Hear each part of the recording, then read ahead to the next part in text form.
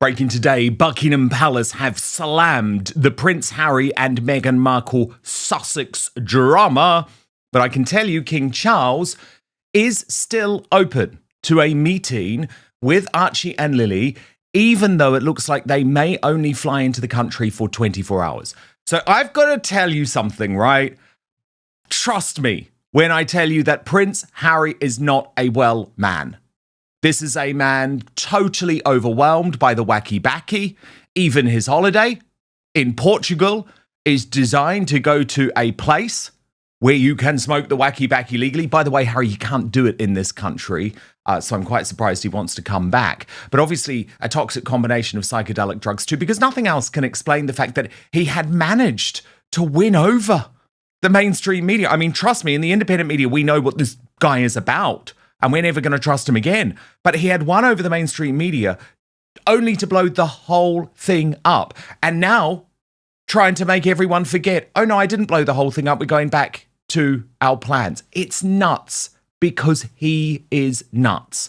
So here's the Propaganda People magazine. You know they are the house magazine for Harry and Meghan, who say he may still fly Archie and Lily to the UK for one day.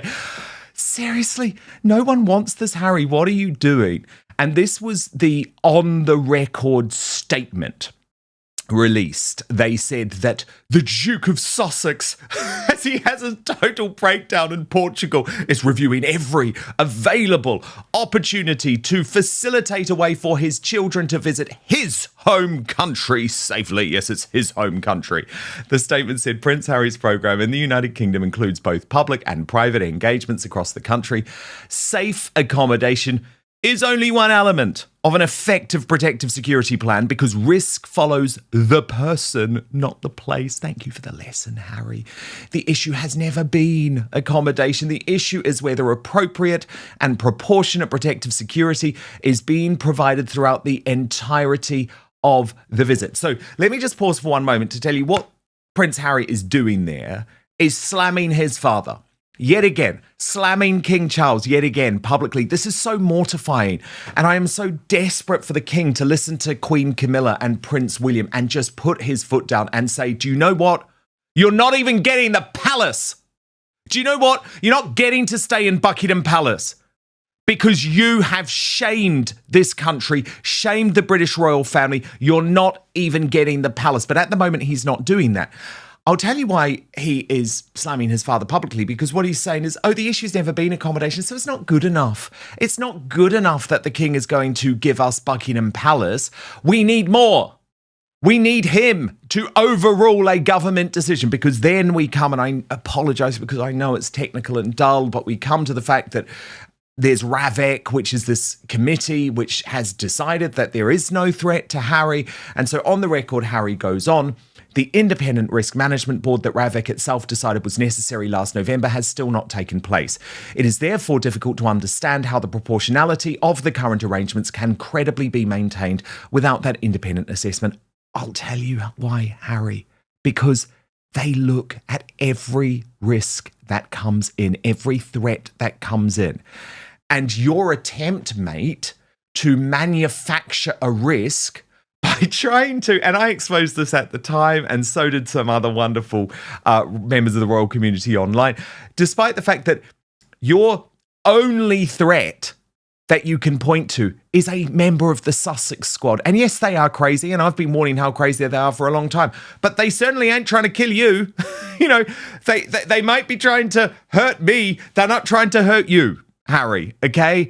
And that is the only credible threat that you have been able to provide evidence of, and it's not a threat at all. So the fact is, they don't need to call a meeting. They are assessing these threats all the time for loads of high-profile individuals all the time. And if there was any threat to you, then they would provide the security at the appropriate time. Now, Meghan Markle, speaking of appropriate time, believes that this moment is a great time to sell her new honey. Don't buy it, by the way. Sounds awful. Lavender honey, sourced from Spain. And this is the whole problem, isn't it? Because Meghan sees an opportunity in everything. all of the drama of this trip has suited her because every time she sees more headlines, she thinks, I'm going to tailor a was never mail out. It's weird. And this is the problem. And this is why none of this half in, half out Megxit is ever going to work. And William knows it. So Buckingham Palace has briefed to Rebecca English, remember she is the head of the Royal Rota, works at the Daily Mail, that Prince Harry now has a mountain to climb to fix his PR own goal as the security row overshadows the UK trip. No one knows who is coming. Palace accommodation offer remains not accepted and patience is pushed to its limits by tiresome psychodrama. Now, what's interesting about this, of course, is this is the so-called men in grey suits.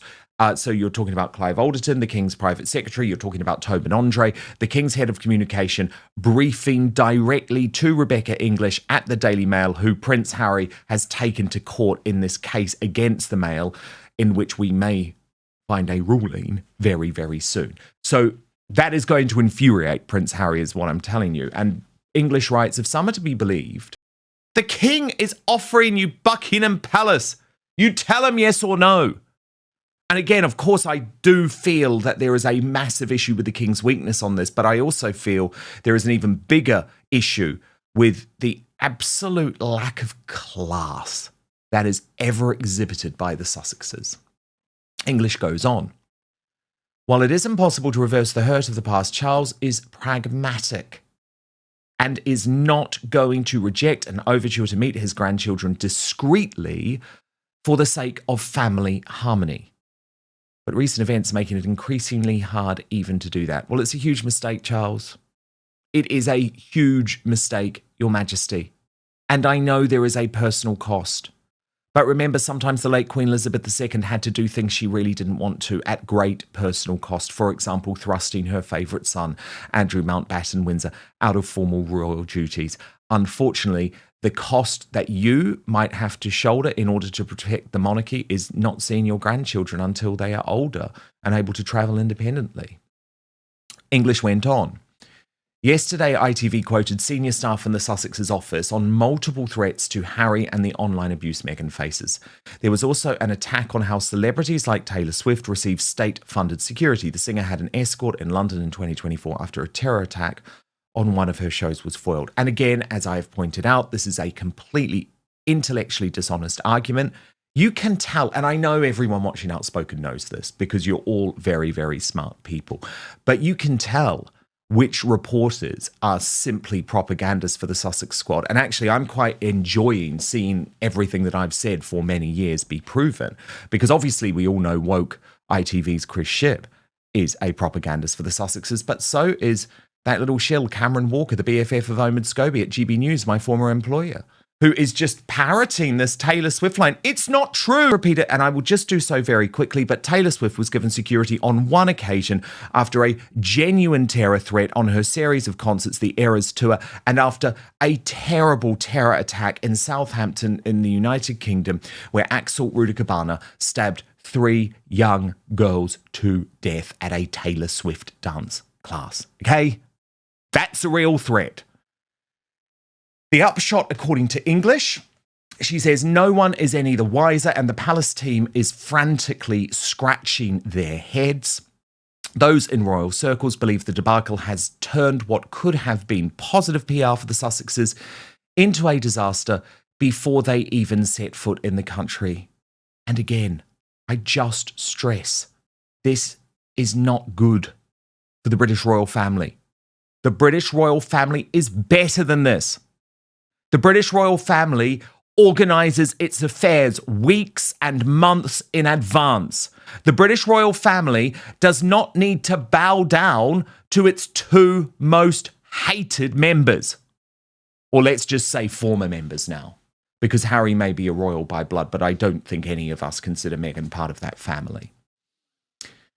Tom Sykes, who has been very angry with the fact that he took the Sussex spin for granted, has now reported on this U-turn with the Sussexes saying they are still coming to the UK, which is just nuts, of course, because on Friday, Released to the mainstream media shills was the detailed operational note confirming that they were going to be here from Tuesday, July 7th to Saturday, July 11th, with a whole load of engagements, including Wellchild and Scotty's Little Soldiers, and that was all made official. And as Tom explained, there is really nothing sacred in journalism except an operational note. So the media reported the trip is definitely happening. 22 hours later on Saturday evening, they blew the whole thing up. And it was because of security, which their own note had conceded was not available. He also makes the point that it is completely bizarre that this story was leaked to the Sun newspaper that Prince Harry hated just a few months ago after that £10 million settlement on the steps of the High Court. And he says that Harry had known that he hadn't had security for half a decade. The idea that the continuation of the status quo represented a bolt from the blue was and remains absolutely ridiculous. So Tom Sykes asks, what was Saturday really about? And I think that's what everyone really needs to look into. And he says that he believes it was entirely cynical. It was and is an attempt to bounce King Charles, a cancer-stricken king, into intervening in the RAVIC process to grant Harry the security coverage he has spent years demanding and been repeatedly denied. The children, as usual, were the lever. We have seen this playbook before. Harry asked his father during the Frogmore eviction dispute whether he wanted to see his grandchildren again. A friend of the king described the pattern to me as emotional blackmail and beyond contempt. The king, to his very great credit, has made it clear that he is not going to intervene in the RAVIC process. However, he has offered the royal estate. Sykes added, I have said all weekend that I think they will come. And it is insanity. But I would argue it is also insanity treating Prince Harry and Meghan Markle's team as if they are anything other than liars. And the proof has been in the pudding since the Oprah Winfrey interview. But I just wish people would know my experience a little bit more, because Harry and Meghan have been lying to me since 2018. And it doesn't matter which PR is representing them. It doesn't matter if they're relying on a courtier from the royal family to spread those lies. The lies are all there. They lied about everything to do with their time within the royal family, even when they were within the royal family. They lied about the truth of Archie's birth, even when they were within the royal family. And so it sickens me to see members of the royal rota bend down to these liars and repeat lies in mainstream publications that used to be trusted. And as I say, without wanting to, this is not personal. It's not about me. It's about the independent media. It's why, unfortunately, you can no longer trust what the Daily Mail tells you. They are corrupted because they're in this legal battle with Harry. They're scared of Harry. At the same time, they hate Harry. One of their reporters had a previous sexual relationship with Harry. Another one, Harry has tried to ruin their life. You can't trust what is coming from these newspapers, but you have to be able to trust individuals who have seen through their crap for many, many years. Angela Levin is our royal mastermind, but she is also Prince Harry's biographer. She spent a huge amount of time with him in the past. And Angela, this guy has been on a descent into madness for a very long time. But he has now just lost the plot altogether. Crying in Portugal, sobbing. He's an embarrassment. This is a guy full of life's privileges who should be trying to be a father to those two children who I think are going to be left incredibly messed up as a result of all of this. What's really going on here in your view? I find two things, really. I think one of the things that actually changes Harry from going somewhere to absolutely not going somewhere, and he won't take the children somewhere, is that Meghan has had a screaming shout at him because she controls him like a puppet. And when she's angry with him, she just tears him to pieces. We've heard all that about the staff when she was working with the royals, and that some of them are still not well yet. It's absolutely amazing. And I think that this is her idea of keeping him absolutely there with her. And the reason she wants to do that is she wants to be, one, almost in the public all the time. She doesn't want to come to London. She hates it. She's going to be too scared because it's the one thing she can't handle with sort of really smart, rich, royal people. It makes her very awkward. If you watch the pictures of her face, she never knows quite where to go or, moving her arms. And I think that is probably what happened because she's probably getting really scared. And she does come, she's not coming. We've heard that so many times, it's boring that she keeps changing her mind. But the other thing is that she wants another thing that will make her happy. You see, he'll do anything to make her happy, to please her, because he's desperate to do that. Because she says he's not got enough money and he's not this and he's not that. So if he can get this to actually take them all and to do whatever they want, wherever, he will be happy. He will have satisfied her. But she won't let him satisfy her. She's one of those women. There's certain titles for it, but I'm not a doctor, so I won't say anything about that. But she wants the next thing that she wants to be done, and the next thing. She's just full of things that she wants and she's not satisfied with. But this one is the really big one because Harry does want to see his father. Now, any sensible man would know that he wouldn't let his wife and his children to attack his father. He said he wanted desperately to see him.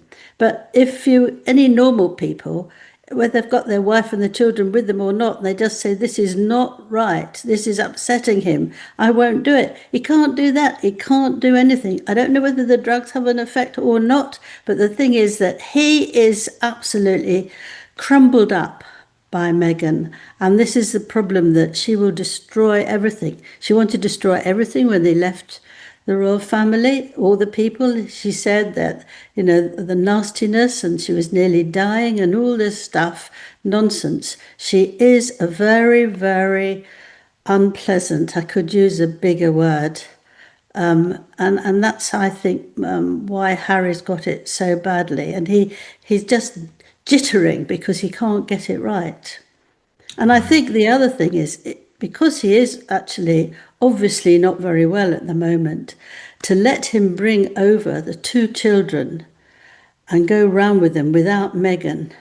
First of all, they're going to be awake all day the night before, and then they're going to come out and they're not actually going to fall into the arms of the king. It's very difficult for small children to know somebody they've never seen, who they've been told that is very important. Mummy and Daddy met this very important grandpa, and make it very difficult for him. So he would have to take nannies, and who's going to pay for them as well as the children? I mean, it is the most biggest nonsense. And when Harry says they'll just come for a day, I mean, what a terrible day for small children. They're not ready to do all that in one day. It doesn't make any sense to me as a sort of woman and a mother. You can't do that with children. No, exactly. Shipping them in and shipping them out in 24 hours. No, that is such a good point, Angela. It really is. Look, we're going to continue this discussion in the Royal Uncancelled After Show, but I do want to talk to you about Catherine.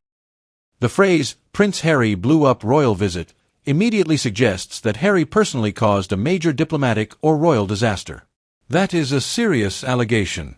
But we need to establish exactly what happened before reaching that conclusion. The available material supports discussion of controversy surrounding Harry's public comments about past drug experiences. It does not, by itself, establish that those comments directly cancelled, disrupted, or blew up a particular royal visit. That distinction should remain at the center of this discussion. The headline is designed to provoke curiosity. Our job is to examine what is actually behind it. Prince Harry has spoken publicly about his past experiences with drugs. These revelations became particularly controversial because they were discussed openly rather than remaining private family matters. For Harry, those experiences have been presented as part of his personal story.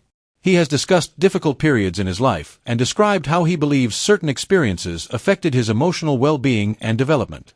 Supporters argue that Harry was simply being honest about his past. Critics, however, have questioned whether such personal revelations were appropriate for someone with such a prominent connection to the royal family.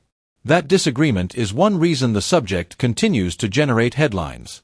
The phrase, wacky baccy, is informal British slang commonly associated with a former senior royal. And when Meghan speaks publicly, the same dynamic often applies. Their royal connection remains one of the primary reasons the public continues to pay such close attention. Supporters of Harry's approach may argue that he has every right to discuss his own life. They could say that acknowledging past mistakes demonstrates honesty rather than irresponsibility. They may also argue that discussing difficult experiences can help remove stigma around Meghan, or should someone with his royal background exercise greater caution? Share your thoughts in the comments below. If you enjoyed this breakdown, make sure to like the video, subscribe to the channel, and turn on notifications for more coverage of Prince Harry, Meghan Markle, King Charles III, Prince William, Princess Catherine, and the British royal family.